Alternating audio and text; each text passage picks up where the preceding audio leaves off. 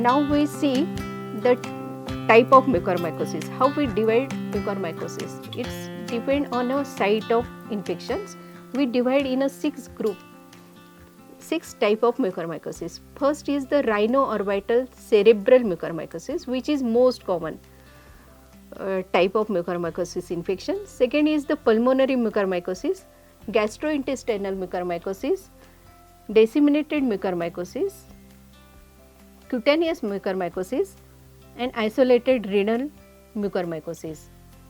So, we see the rhino-orbital cerebral mucormycosis, which is most common type of mucormycosis infection, and mostly in 50% of cases it affects the diabetic in a diabetic mellitus patient. What are the clinical features when we get the rhinocerebral type of mucormycosis infection? So, onset there is the nasal stiffness, and of course the route of infection is through nostril by inhalation. So, patients get the nasal stiffness, pansinusitis, epistaxis, facial pain, facial redness, facial edema, jaw pain, tooth pain, black necrotic issue or nasal turbinate, or the blackish discoloration on a nasal turbinate and the palate, and blackish discharge through the nasal.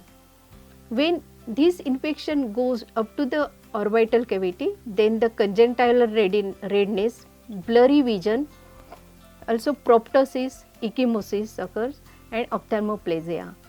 When it extends up to the cerebral,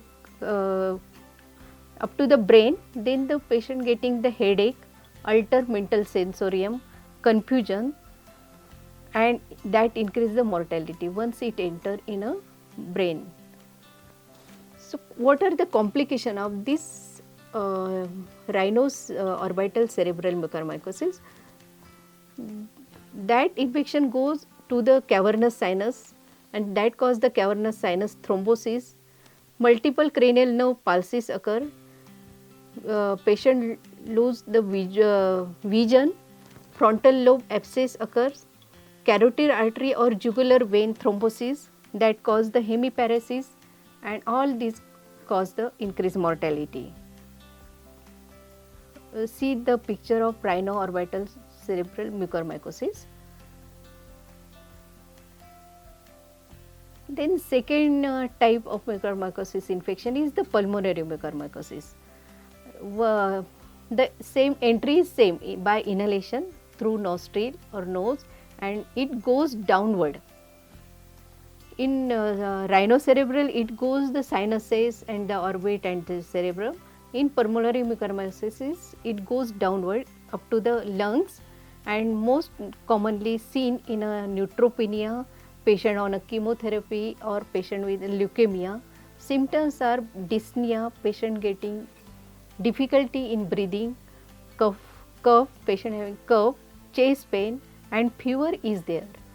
We diagnose it through the radiological findings. We see the consolidation or isolated masses as I have shown on a slide, cavitation or wedge-shaped infarct.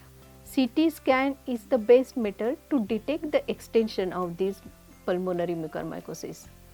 Third type is the cutaneous mucormycosis. Cutaneous mucormycosis, mainly the predisposing factor is the trauma and the soil exposure, and without aseptic precaution doing the invasive procedures that cause the necrosis of the skin, of the muscle, fascia, and that cause the fasciitis and the cellulitis.